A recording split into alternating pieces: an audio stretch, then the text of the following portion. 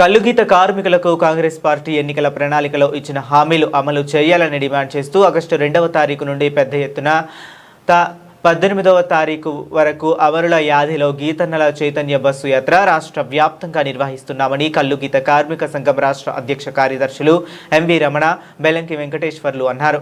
మంగళవారం రోజున బస్సు యాత్ర సిద్దిపేట జిల్లా చెర్యల మండలం చంచనకోట గ్రామం నుండి ప్రారంభమై చెర్యల పట్టణంలో జాతీయ రహదారిపై వందలాది మంది కల్లుగీత కార్మికులతో కలిసి భారీ బైక్ ర్యాలీ తీయడం జరిగింది. అనంతరం గాంధీ సెంటర్ వద్ద ర్యాలీని ఉద్దేశించి కేజీకేఎస్ రాష్ట్ర అధ్యక్ష కార్యదర్శులు ఎంవి రమణ, బెల్లంకొండ వెంకటేశ్వర్లు మాట్లాడుతూ పెన్షన్ 4,000కు పెంచుతామని, ఎక్స్ గ్రేషియా 10 లక్షలు ఇస్తామని, అవి కూడా నెల రోజుల లోపే ఇస్తామని కాంగ్రెస్ పార్టీ ఎన్నికల ప్రణాళికలో చెప్పారు. కానీ ఇప్పటి వరకు అమలుకు నోచుకోలేదని రమణ అన్నారు.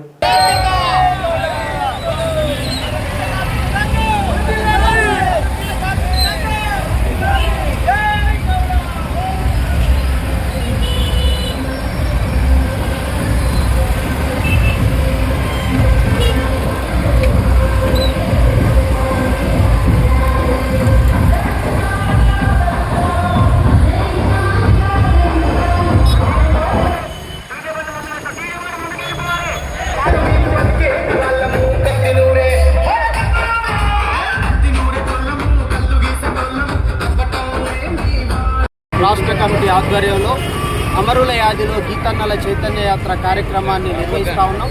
ఇది మానుకోటలో 2వ తారీఖున ప్రారంభమై అన్ని జిల్లాలు తిరుగుతూ 18వ తారీఖున ట్యాంక్ బండ్ వద్ద ముగుస్తుంది.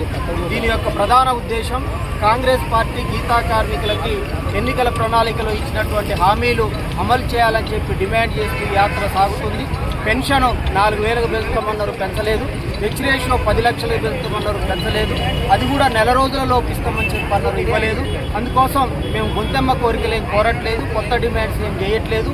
మీరు ఇచ్చినటువంటి హామీలే పెన్షన్ 4,000కు పెంచాలని, ఎక్స్ రేషియో 10 లక్షలకు పెంచాలని, రాష్ట్రంలో పెండింగ్లో ఉన్నటువంటి 20 కోట్ల రూపాయలు వెంటనే ఇవ్వాలని చెప్పి ఈ సందర్భంగా డిమాండ్ చేస్తున్నాం. 18వ తారీఖున ట్యాంక్ బండ్ పైన పాపన్న విగ్రహం పెట్టాలని, లేని పక్షంలో సంఘమే పాపన్న విగ్రహాన్ని ట్యాంక్ బండ్ పైన పెడుతుందని చెప్పి తెలియజేస్తూ ప్రభుత్వం వెంటనే ఈ సమస్యను పరిష్కారం చేయాలని చెప్పి కోరుతాం.